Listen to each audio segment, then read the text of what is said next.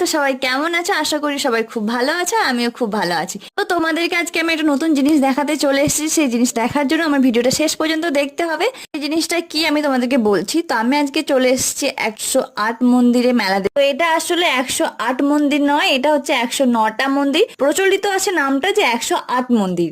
কেন বলছি এটা আমি বলে দিচ্ছি তোমাদেরকে, কারণ আমি শুনে এসেছি বড়দের মুখ থেকে যে এখানে 109টা মন্দির ছিল, তো জায়গার অভাব হচ্ছিল বলে একটা ভোলেনাথ বাবার শিলামূর্তি সেখান থেকে বেরিয়ে চলে যাচ্ছিল। তো ভোর হয়ে গেছিল, আর সেই সময় পাখিদের ডেকে দিয়েছিল বলে সেই শিলামূর্তিটা ওখানে মানে স্টপ হয়ে গেছিল। তো সেটা সবাই দেখতে পায়, পরে সেখানে মন্দির স্থাপিত করা হয়। তো সেই মন্দির তোমাদের দেখাচ্ছি, দেখে নাও। তো এটা হচ্ছে এই যে মন্দিরটা। তা আমরা যে জল ঢালি 108 মন্দিরটা, তারপরে যে মেলা বসে বাইরেতে, সেই মেলার শেষ প্রান্তে একদম এই মন্দিরটা খুব জাগ্রত। তোমরা যদি এই বিষয়টা কেউ জেনে থাকো এর আগে আমাকে কমেন্টে বলো। আর আজকের মতো ভিডিওটা এতটাই ভালো লাগলে লাইক, কমেন্ট, শেয়ার এবং চ্যানেলটাকে সাবস্ক্রাইব করতে ভুলো না। টাটা।